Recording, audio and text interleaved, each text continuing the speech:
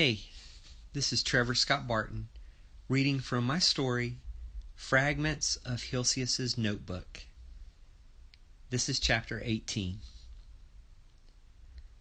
She lived in the far northwest, inside of the Arctic Circle, beside the Chukchi Sea, in a town called Point Hope.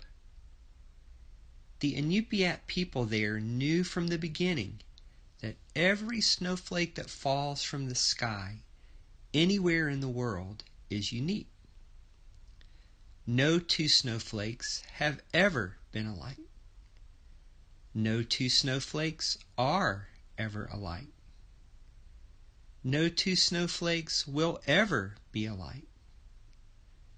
The crystals that form and make a snowflake are so sensitive to initial conditions that a breeze blowing over the ice, a cloud passing between the sun and the earth, or the vibrations from the heartbeat of a bowhead whale can change them into something new. Taki's mother and father knew she was like a snowflake. In the first moments of her life, her mother swaddled her in a warm blanket her grandmother had made just for her. Her grandmother had sewn the 3 Arctic whales into the red blanket with yellow thread, the color of the morning sunrise over the icy waters. With the beluga whale, I hope curiosity and song into the life of the baby, she had whispered. For the beluga look quizzical in the way they look at you and sing songs that cause us to call them the canaries of the sea. With the narwhal whale, I hope compassion and empathy into the life of the baby. For the narwhal will place the tip of its own horn-like tooth into the broken tooth of another narwhal to ease its suffering and pain. And with the bowhead whale, I hope mystery and endurance into the life of the baby. For the bowhead's scientific name is Balena mysticetus, and that best describes its wonderful, mysterious ways. It lives longer than any other creature on earth, for its heart beats slow and strong in the cold, cold waters of the Arctic. As Taki looked up into the weathered faces of her parents, with her deep brown eyes, she whistled a beautiful song her father had heard only once before in his life. As a boy, he had been roaming across the ice near the edge of the sea, hunting bowhead whales with his father.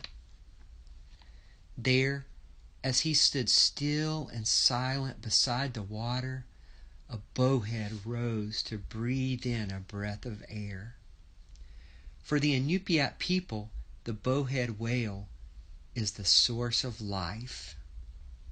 They subsist on its body and bones, eating its blubber to keep them fed in the deep winter, using its skin and baleen to make their boats and fishing nets, and using its skeleton to frame their small houses.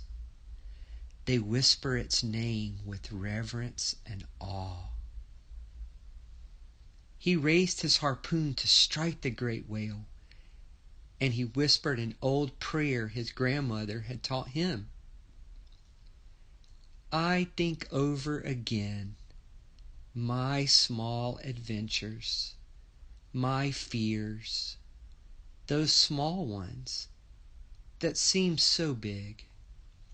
For all the vital things I had to get and reach. And yet there is only one great thing, the only thing, to live and see the great day that dawns and the light that fills the world. He plunged the harpoon into the whale.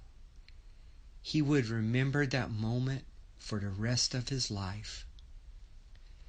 Normally, when a bowhead whale is struck with the sharpened iron barbs of a harpoon, It dives into the deepest parts of the water and flees across the sea, trying with all its might to get away and stay alive. This whale, though, was not a normal whale. It was like a snowflake.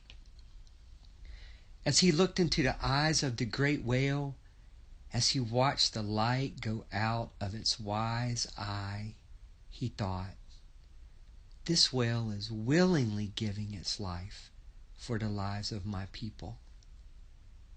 The last sound it made was the beautiful whistling song that Taki made on the day of her birth.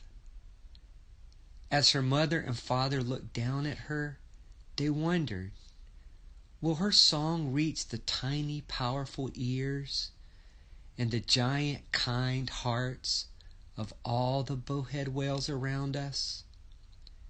They wondered, is the ancient wisdom of sacrificial love working in the world again?